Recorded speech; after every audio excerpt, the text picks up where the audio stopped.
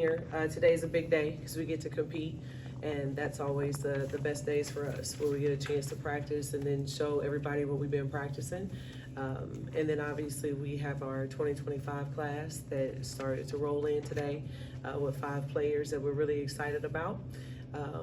And we think that is a positive step forward, so we're really happy that we're building something positive and special here. Where are you going with those shirts? So,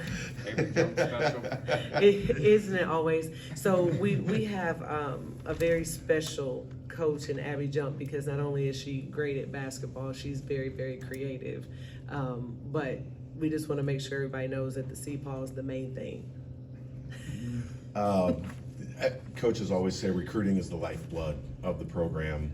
When you came in, how much of an emphasis did you say, okay, we might not be able to nail that first class because we're starting late and you got to make up a lot of ground, but this first full class we need to get right, and then going out and making it happen like this? You know, you're right. It is the bloodline for sure. But for us, it's all about developing the culture so we can make sure that we get the players that fit. You know, there's a lot of really good players, but what we believe is that we have the ones that fit into our system, right? But more importantly, into our environment. We want people who buy into the sisterhood, being a Bearcat, that understand that this is going to be bigger than even winning games and competing for championships. We're talking lifelong connections and helping young women turn into leaders. And you have to see value in that in order to be a part of our program. And if you don't, that's okay too, obviously. We're just looking for the ones that fit, and we think that we hit the mark big time here. You added Paige Woodard. She's probably the most unknown of your class, but a lot of people don't know she has a professional background with her family. How much do you think that helps with her preparation and eventually getting into your program being, day one ready? You know, we're excited about Paige because she has been developed by her dad, who has coached in and with the NBA, and her footwork is impeccable. I think that people are going to love seeing her do some work off ball screens and off of stagger screens and that sort of thing. She is unknown mainly because she's sat out a little bit here in the last few months, where she's been battling a couple of injuries, and we just want to make sure that when she gets here she's really healthy, obviously, but she's committed to us, we're committed to her, and she's going to be fun to watch because we love people who can make some threes around here. How special is it being someone that wore the Cincinnati uniform, played for the Bearcats, that you have so much momentum with the recruiting class right now, and that you're the person who's getting Cincinnati kind of going in the right direction? Yeah, it's special, and there's no other word to describe it, because when you played here and you know what it means to be a Bearcat, what it means to represent the community and the city of Cincinnati, and you know what comes with this, right? The toughness, the grit, like it's just who we are. And then to have an opportunity to hire a staff that does such a phenomenal job of knowing that, learning that, and then bringing those people in, it's incredibly special to be a part of it. Along the same lines with your background, when I read the first sentence, the highest ranked recruit in program history, what does that mean for you being a Bearcat and that you just snared the highest ranked recruit in program history? Well, we work really hard for Cincinnati in our space to be home. And then when you have someone who is home, stay at home. I think what it does is it tells people that this is a place where special things can happen.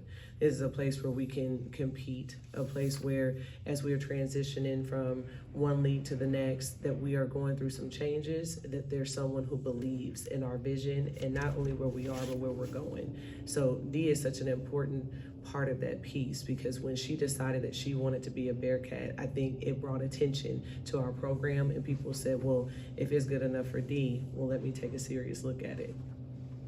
Coach, you look down at this recruiting class between Dee Alexander, Kayla, Callie, Joya, Paige. You talk about Paige a little bit. Talk about Joya a little bit. She's kind of the under the radar prospect within this class.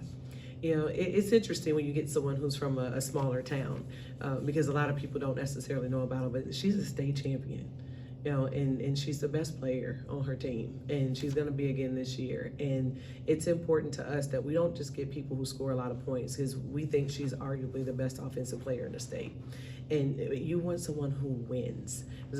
One thing that my mentor used to tell me, Mike Bradbury, said all the time, every team has a leading scorer. It doesn't mean that they can score.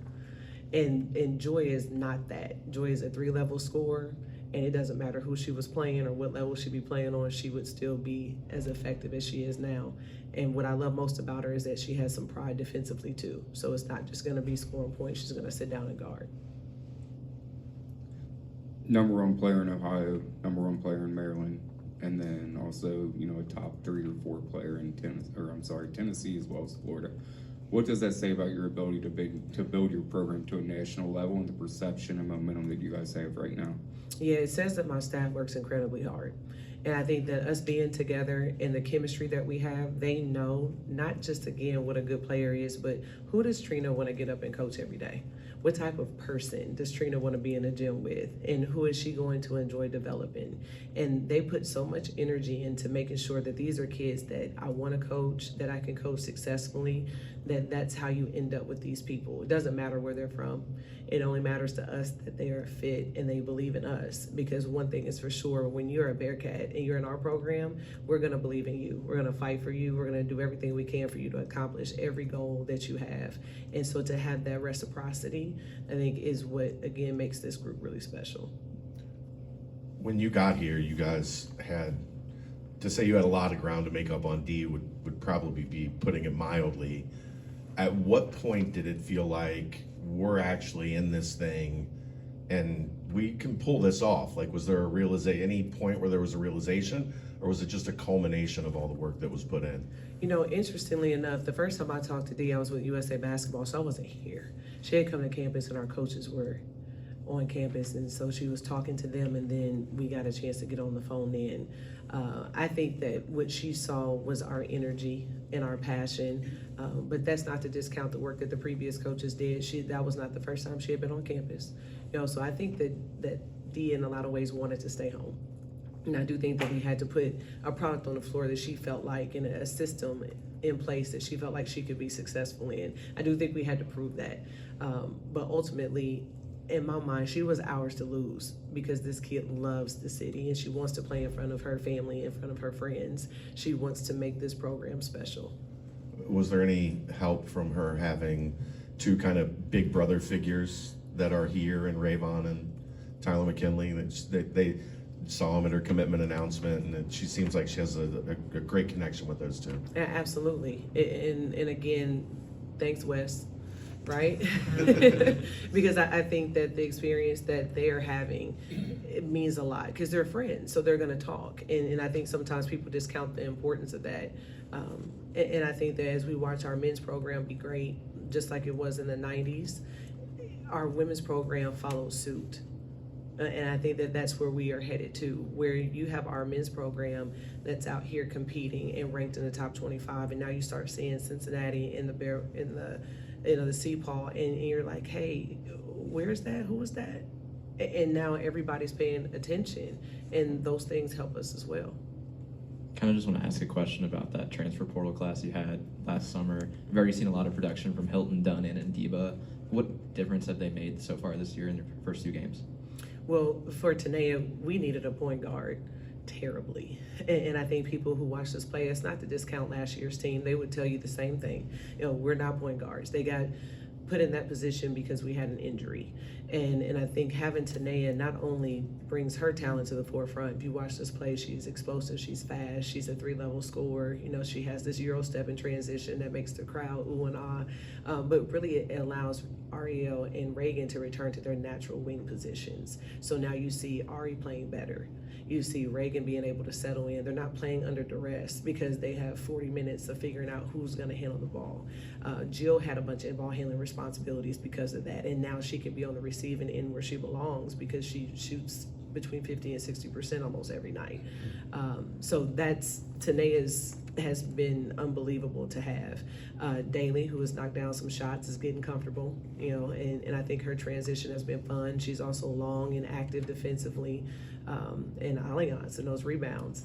You know, Jill jokes about how they compete in practice, and that's one of the reasons why they're both going to rebound well during the games, is because they challenge and compete every single day against each other. What was your reaction when Dee said she wanted to commit in front of the Oscar statue? Oh, we screamed. We screamed. We yelled. We, you know, because you know how big this is, right? We know for every young person that signs to a 4-year scholarship or to play in college. It's a big moment for them. I still don't know if she can understand the magnitude of her decision to come here and what it's going to do for this program and what it's going to do again for the city and our attendance and the way people engage with us. She literally is going to change our program. And what I love most is that she cares about having these teammates. Right, she was instrumental in Kalia, right? We did our work and Kalia loves us and all that stuff, but these highly talented kids want to know that they're going to play with other talented kids.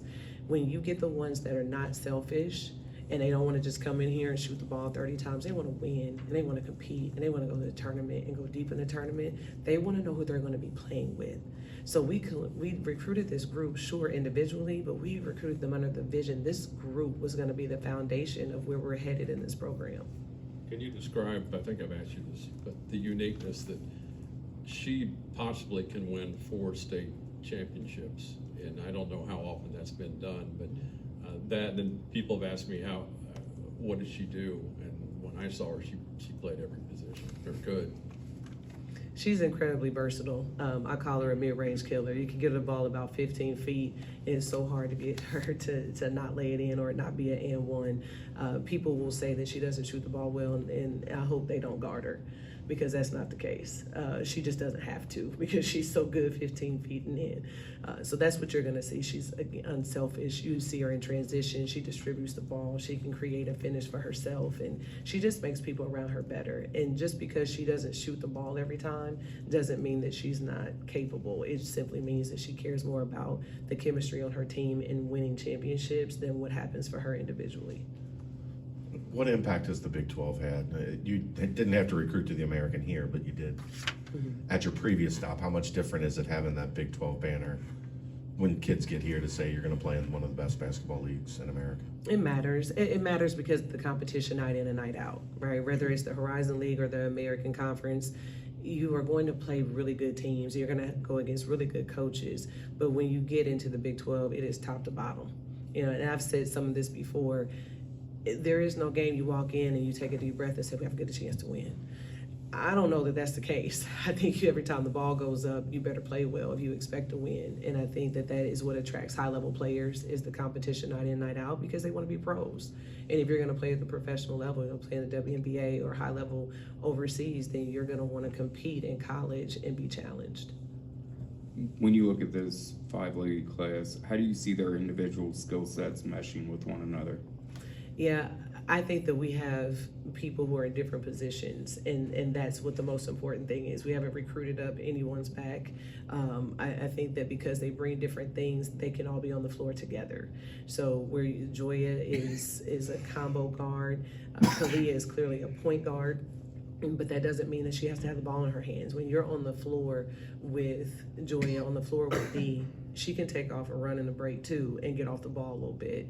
So Callie, to me, shoots the ball really well. And so she's going to be on the receiving end of a lot of this downhill driving, collapsing the defense, kick out. She may have the easiest job of them all. And I think that's why she wanted to come. She saw these good players. She was like, yeah, that's who I would like to pass me the ball. And I would like to just shoot it and lay it in and get these easy buckets. And as a follow-up, I know you can't talk specifics, but is there room for any more additions in your high school class? Absolutely. Any other questions for Coach? Thank you. I appreciate y'all. Thank you for being here. Thank you.